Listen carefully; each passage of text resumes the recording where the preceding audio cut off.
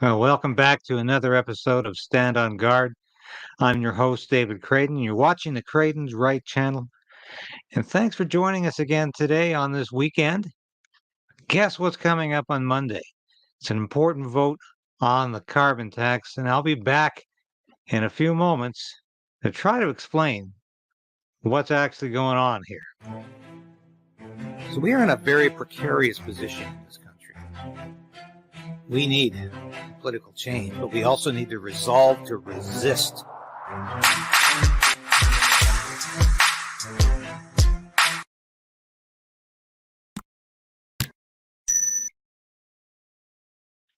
Before I go any further, please like this station, like this program, ring the bell, subscribe, but most of all, if you can like things right now, we can beat that YouTube algorithm which you're always trying to beat because it keeps you constrained sometimes. But by the way, I want to thank everybody. We have hit the 10,000 subscriber mark last night, and it's certainly something to celebrate. Thank you so much for your support in every way. And we started off not knowing whether we could make this station viable, but I always knew we could, I think. And I just want to thank so many people who have come forward and who are always there to compliment the station and what we're doing. And we're going to continue to do that. We got a lot of material to go through today. I think this is important because, as you know, there's going to be a vote on extending or actually axing the carbon tax. You know, Justin Trudeau, Prime Minister Justin Trudeau, initiated what he called a pause, a 3-year pause, but only on home heating oil, which largely affects the Maritimes, the Atlantic Canada, 95%. And it was really put in place to appease all of those Liberal MPs from that part of the country who are afraid of losing their seats because their constituents are saying we can't survive anymore with the carbon tax eating so much of our paychecks away. So let's watch what Conservative leader Pierre Poilievre is doing here. I think this is very significant. Of the opposition. The Prime Minister paused the paying of the carbon tax for only some people. The Liberal Rural Affairs Minister said, well, other people should have elected Liberal MPs if they wanted to be able to afford heating their home or feeding their kids. The Atlantic Caucus was vocal with what they've heard from their constituents, and perhaps they need to elect more Liberals on the prairies so that we can have that conversation as well. The Prime Minister has not denounced that viewpoint. In fact, he's doubling down on punishing people elsewhere. But Liberal MPs in Sudbury, Thunder Bay, North Bay, Sault Ste. Marie, they have starving constituents who are worried about the heat going out as well. Will they have a free vote on my motion to keep the heat on and take the tax off for everyone this Monday? Okay, so there will be a vote on Monday. It's not clear at all whether it's going to be free for the Liberals. It's going to be, we know that the Conservatives and the NDP are going to be supporting the axe the tax on this, which we were very surprised the NDP moved on this. No idea what the Bloc position is. They're usually very pro carbon tax because they honestly seem to believe it's having some impact on global gas emissions, although we know it really isn't. People are still consuming the same amount of gasoline, still heating their homes because they have to. It just costs more. So it won't be a non-confidence vote. It won't be a confidence motion or confidence vote, meaning it cannot turn out to be a non-confidence vote for against the government. So even though they lose the vote, if enough members side with the Conservatives, it will not mean the end or the dissolution of this parliament and this Liberal government because it's not a confidence measure. That doesn't mean it's not going to be one hell of an embarrassment for Justin Trudeau as things continue and as the NDP begins to become disentangled from this unholy alliance with the Liberals. As they begin to look themselves in the mirror and say, how can we continue to prop up this corrupt authoritarian regime if we expect to survive the next election? So lots going on here. Let's watch a little more of this. Justin Trudeau now says that he will pause the Liberal carbon tax for some people in some places, but people like you in Thunder Bay don't get the break this winter. Instead, he'll quadruple the tax on your fuel and food. I'm Pierre Poilievre, common sense conservative leader, asking you to call your local Liberal MP and ask them to vote for my motion this Monday to take the tax off so you can keep the heat on. Brought to you by Pierre Poilievre and the Common Sense Conservatives. So let's see how that's doing. Look at this polling results here. And this is in Thunder Bay. It's the Liberal riding. Conservatives are way ahead. And that's no surprise because people are getting cold. And the carbon tax is keeping them cold. And there's no real solution except to axe a tax. Putting a pause on things isn't going to help anybody in the long run. The Right Honourable Prime Minister. Mr. Speaker, as a government, we're phasing out the use of coal because it's dirty and bad for the environment. We're now moving on phasing out home heating oil because it's dirtier, more expensive, and is disproportionately relied upon by lower-income Canadians who don't have other choices. Over 500,000 Ontarians, Mr. Speaker, heat their homes with home heating oil. This program and this approach will not just give them a break, but in working with the Government of Ontario, will deliver heat pumps for Canadians right across the country. I invite Saskatchewan to work with us as well. We need to get Canadians off home heating oil. That's what we're going to do. All right, so this apparently has something to do with weaning people off home heating oil. You reduce the cost and people are going to be using less of it. Of course, this is all nonsense. And Trudeau's suggesting that it's not just about Atlantic Canada, it's about all Canadians. Now, technically, yes, home heating oil users in British Columbia or Manitoba, yes, they can get the pause as well. But it's really aimed at those Liberal ridings in Atlantic Canada. And anybody with a bit of common sense or political sense can see how cynical a political ploy this is. This is Justin Trudeau at his worst. And of course, but it's all unraveling because he's trying to suggest he's just doing this so people in Atlantic Canada and across Canada can use less home heating oil. Somehow there's a correlation there. It's not clear to anybody who's thinking objectively what that correlation might be. And it's clearly he's desperate. He sees this whole thing unraveling. He's created a domino effect here. Once he puts a pause on home heating oil, people are saying, why don't you put a pause at least on natural gas and propane? What's going on in the rest of the country where we use these resources much more frequently and readily than we do oil? And he doesn't really have an answer for that. So he's dancing. And then, of course, people say, well, we're not going to give you the revenue from your carbon tax, or we want to axe the tax entirely because it's not making any sense. If it's good to put it on pause for 3 years, why isn't it better to just cancel it? Because obviously, if you're that concerned about greenhouse gas emissions and you think this is going to reduce Canada's carbon footprint because we're headed for some catastrophic climate change disaster in the next 5 to 10 years, obviously you don't believe that because you put a 3-year pause on this. So you really don't believe your own propaganda. So it goes on. But here's Trudeau originally announcing this 3-year pause. Today, we are announcing a 3-year pause on the federal pollution price on heating oil. Piloting in the Atlantic, we're working with provinces to install a free heat pump for people who are making at or below median household income. All right. What does that mean? Free heat pump. Of course, nothing is free. Somebody's going to be it's the taxpayers pay for it regardless.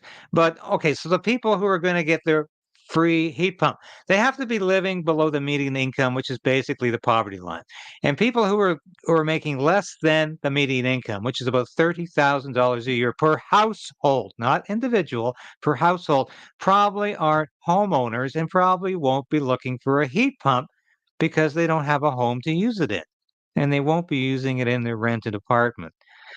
And the heat pumps are a bit of a cruel joke. In fact, they're a massive cruel joke because they don't work in temperatures below but minus 15 degrees Celsius, 0 degrees Fahrenheit. They don't work.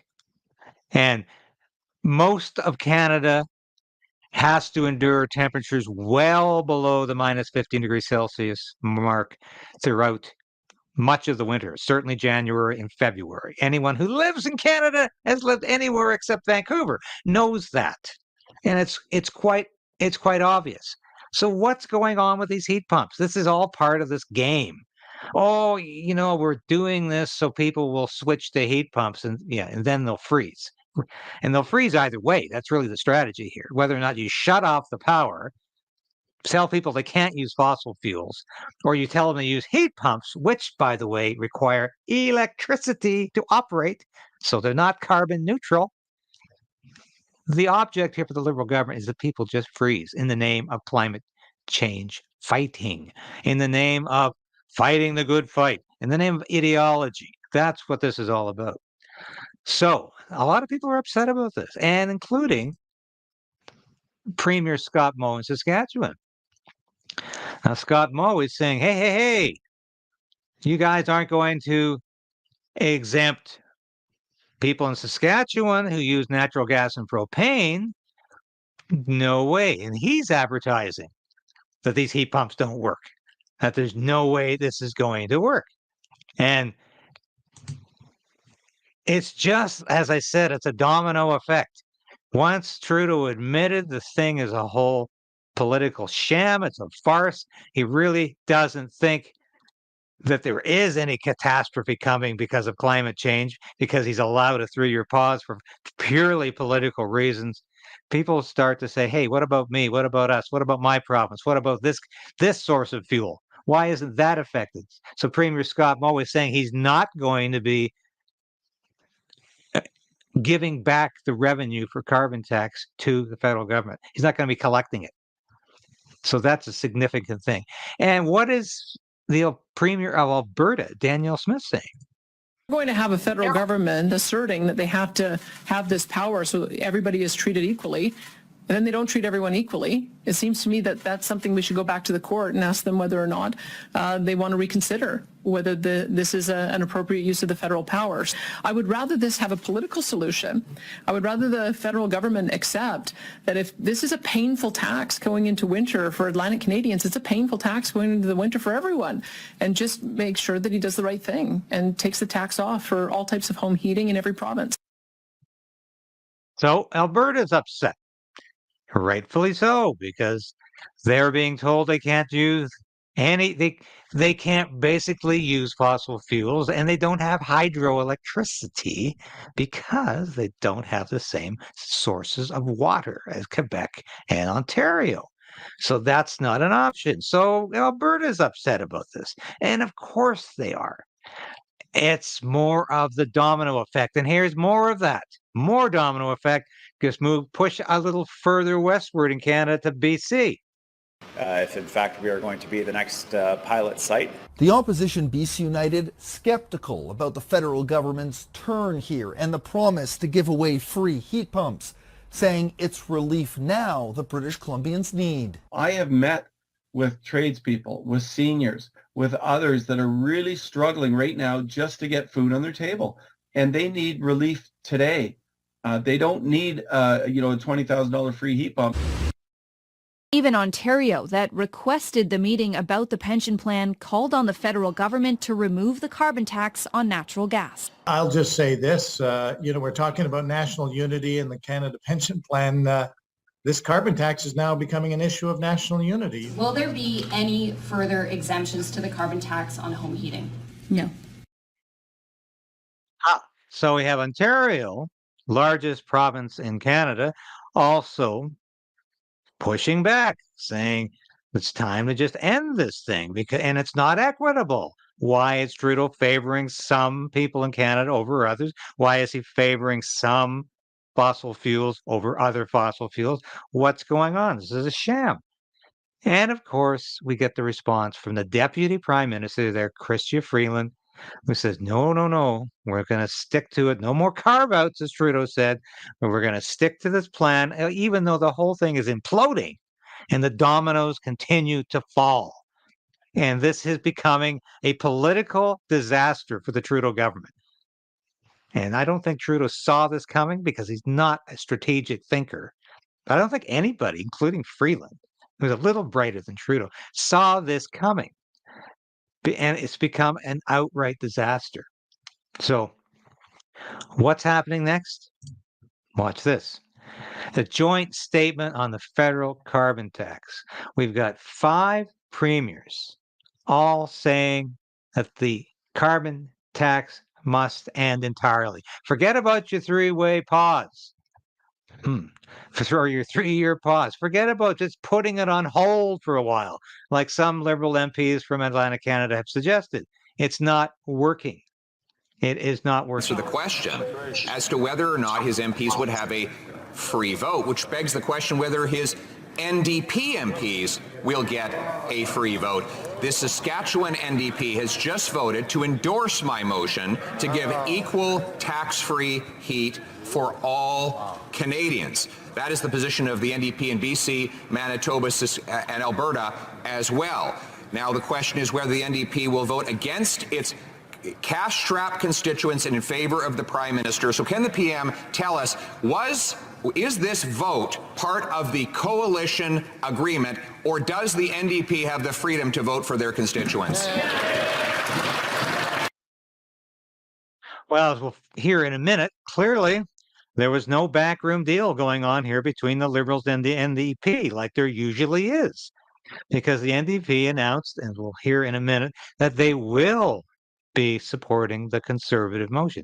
Now, it's not clear at this time whether this is going to be a whipped or a free vote from any of the parties, but it's also clear that the Liberal NDP alliance has completely collapsed over this issue, and it's probably the sign of things to come, as the NDP realizes it cannot continue to survive as an independent party when it's so tied to the Trudeau government and its failures, its catastrophic failures, one after another. So here's the NDP House Leader, Peter Julian, explaining what the NDP position is. This is clearly not a confidence motion, but it is clearly an indication to the government that what they need to do is put in supports that help people right across the country. The reality is we have people who are struggling to make ends meet, to heat their homes over the course of the winter, and the panic action of last week really needs to be adjusted so that there is supports that go to people right across the country. So we have Peter Julian essentially saying that they're going to break ranks with the Liberals on this. Now, this is very interesting because this doesn't happen very often. Now, there's a lot of people out there saying that this is going to mean the defeat of the Liberal government. And, you see it all the time. It's over. It's over for Justin Trudeau. He could well survive this vote. Even if he loses the vote, it's not going to be a confidence measure, a confidence vote, as I've said. So it's not over in any event what happens here. It is highly indicative, though, of the fragile future of this Liberal NDP coalition, this fragile coalition, this unofficial alliance between these two parties. It's not exactly a coalition government, but it acts as one. And so it gives Jagmeet Singh the opportunity to pretend he's really not in a coalition government with the Liberals. He's really not propping them up at every turn. He's really still an opposition leader who just happens to be in this sort of de facto alliance with the Liberals and Justin Trudeau. So this is going to have to end very, very soon. This is not working for the NDP anymore. So let's have a look at the seat countdown here. Breakup. Liberals have 158 seats, the Conservatives 117, the Bloc 32, the NDP 25. Okay, and the Green, the Independent, and vacant really irrelevant to the process here. The Liberals, let's stay on this for a second. The Liberals stay in power with 158 seats with the NDP's 25. That makes a majority in the House of Commons. Now, the Conservatives, 117 seats with the NDP's 25, will not make a majority. They need significant Bloc support to make this work for them, to make this vote work against the government. And if it does, it won't mean the end of the government, but it's going to be hugely embarrassing for Justin Trudeau. He's lost the vote in the House of Commons. Now, how is the Bloc going to vote on this? As I said, they love carbon taxes. They're environmental extremists, but they also hate the fact that Quebec really wasn't included in this 3-year pause. They see themselves as being hard done by, as they always do, because they believe in an independent Quebec. These are a bunch of blockhead separatists who just want to withdraw, get out of Canada. And anytime they feel Quebec is spurned by the federal government, they raise holy hell about it. And watch what they might do on Monday. They might say, hey, we're going to vote with the Conservatives because Justin Trudeau didn't include Quebec in his deal. And Justin Trudeau has to include Quebec every time he makes a deal. So that could very well be what happens here on Monday. So these are exciting political times. There's no question about that. This is going to be an exciting political day, no matter what the numbers are. But I will tell you right now, don't expect there to be a new government next week or election to be called next week or anytime soon, because the Liberals will weather this storm in the short term. But they might not necessarily weather it for much longer as the NDP becomes disentangled from its coalition, its informal coalition with the Liberals. And this is all bad news for Justin Trudeau, because what he is losing is a grip not only on his cabinet, which you could see there were very few cabinet ministers in the House last week and the week before that.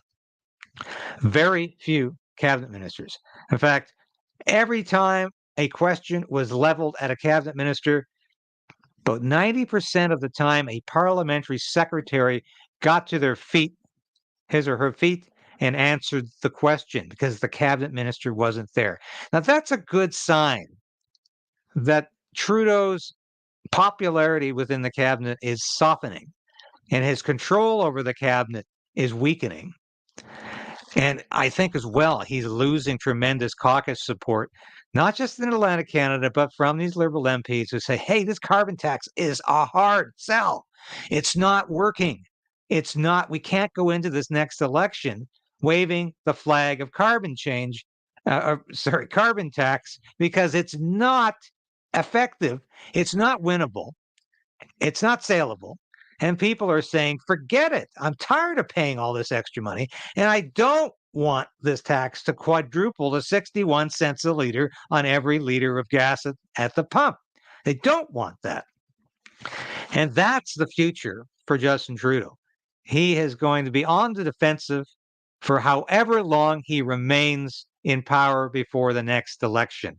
And I submit he might lose a grip on his own party, on his own caucus, because he is losing their confidence. So even if the House is unable to show their lack of confidence in Justin Trudeau, I think his own caucus inevitably will do that because they have lost confidence in Justin Trudeau. So he might be brought down.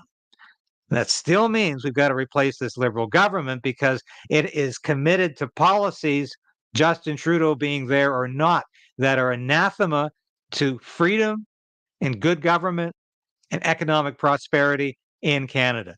And this Trudeau government, or this Liberal government without Trudeau, has got to go, and it's got to be replaced. But I think we're seeing the beginning of the end with this carbon tax vote on Monday. These are exciting times. These are Great times to be a political observer, but if they might just give you a hint of optimism after so many things to feel depressed, overwhelmed about because of the catastrophically bad policies of Justin Trudeau and of how he has not led this country in the right direction for a long time. And it's not just that he's not worth the cost, as the Conservatives like to say, very inane talking point, stupid election slogan. It's because he's destroying Canada. He's destroying the country as you know it in many, many ways. So I encourage you to watch on Monday. We'll be back Monday to discuss the results of this vote. And once again, I encourage you, please, if you haven't done so already, and I asked you at the beginning, like this station, like this broadcast, subscribe, and please ring that bell. Do whatever you can to make this program and this station a success, because I want to keep bringing you the news. I want to keep bringing you the news that you're not hearing in mainstream media with an analysis I don't think you always get in this context. And I'm happy and I'm very proud to be able to do that. So thank you so much for your support you've given so far. We're going to keep on pushing for change in Canada. And remember to resolve to resist. Become a part of the Stand on Guard team. Subscribe today. Please support this station and what we're doing, because I know it's an important work. And thank God we can still do this. And we have to beat Trudeau's censorship. That's one of the primary reasons I'm fighting on this station, is to stop the censorship that Justin Trudeau is promulgating in this country. He's done it with 2 bills, and there's a 3rd one on the way that's even more onerous and more dangerous than the last 2. And that's going to be the Online Safety Act, which will fail to define disinformation, but yet make disinformation an offense to be punished. And it's going to wreak havoc against independent journalism and new media. And for that matter, legacy media as well. And they're not even aware of how bad this legislation is and how imminent it is. So thanks for watching today. I will be back again on Monday to discuss the results of the tax vote in the House of Commons and to tell you what it means for you. Thanks so much.